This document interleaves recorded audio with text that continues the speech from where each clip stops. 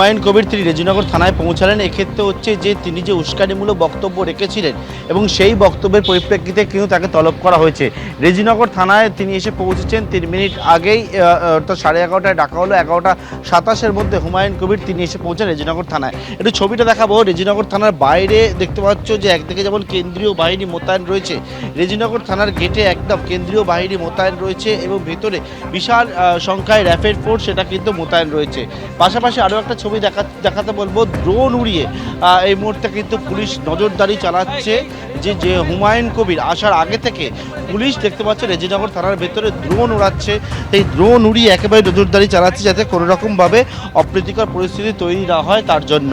হুমায়ুন কবির যে মন্তব্য করেছেন সেই মন্তব্যের পরিপ্রেক্ষিতে মামলা হয়েছে এবং এই মামলার পর তুমি জানো যে ইতিমধ্যে যে দুজনকে মোট 3জন গ্রেপ্তার হয়, তার মধ্যে রেজিনগর থানার যে মামলা সেই মামলায় 2জনকে গ্রেপ্তার করা হয়েছে। আমার সহকর্মী সন্দীপ পালকে দেখাতে হলো ছবিটা, যে ড্রোন উড়িয়ে পুলিশ নজরদারি চালাচ্ছে, গেটের সামনে কেন্দ্রীয় বাহিনী মোতায়েন রয়েছে, গেটের ভেতরে র্যাফের বিশাল ফোর্স মোতায়েন করা হয়েছে এবং যারা হুমায়ুন কবিরের কয়েকজন অনুগামীরা এখানে আসছিলেন তাদেরকে কোনো রকমভাবে থানার সামনে যাতে ভিড় না হয় তার জন্য কিন্তু তাদেরকে সরিয়ে দেওয়া হচ্ছে।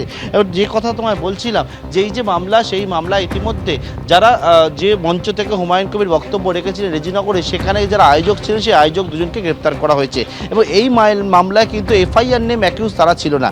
এফআইআর নেম অ্যাকিউজড হচ্ছেন হুমায়ুন কবির, অর্থাৎ নওদার আম জনতা উন্নয়ন পার্টির বিধায়ক। হুমায়ুন কবির গতকালকেই শক্তিপুর থানায় তাকে তলব করা হয়েছিল। সেটা হচ্ছে শক্তিপুর থানার আইসিকে অকথ্য ভাষায় গালিগালাজ হুমকি দেওয়ার অভিযোগ, কিন্তু শক্তিপুর থানায় হুমায়ুন কবির হাজিরা দেননি।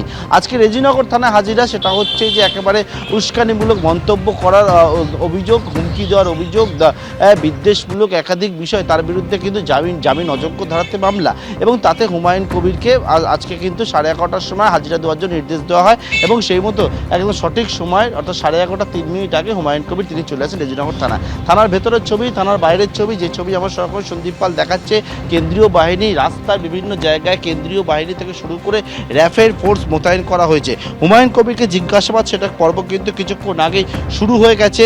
মূলত যে তিনি এই যে মন্তব্য করেছিলেন, যে ধরনের মন্তব্য করেছিলেন, কেন করেছিলেন, কি উদ্দেশ্যে করেছিলেন, তার কোনো পরিকল্পনা ছিল কি না, হঠাৎ করে একসঙ্গে একটা তিনি বলেছিলেন যে একটা সম্প্রদায়কে একত্রিত করে হামলা চালানোর মতো একটা বিষয়, অর্থাৎ দাঙ্গা লাগানোর বিষয় পর্যন্ত পুলিশ বলছে এই অভিযোগে রয়েছে এবং সেই ক্ষেত্রে এই ধরনের মন্তব্য করলেন কেন, কি উদ্দেশ্য ছিল, কোনো পরিকল্পনা ছিল কিনা, এরকম একাধিক বিষয় হুমায়ুন কবিরকে জিজ্ঞাসাবাদ সেটা কিন্তু করা হচ্ছে।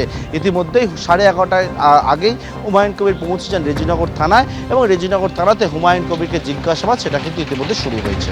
এবিপি আনন্দ, এগিয়ে থাকে, এগিয়ে রাখে।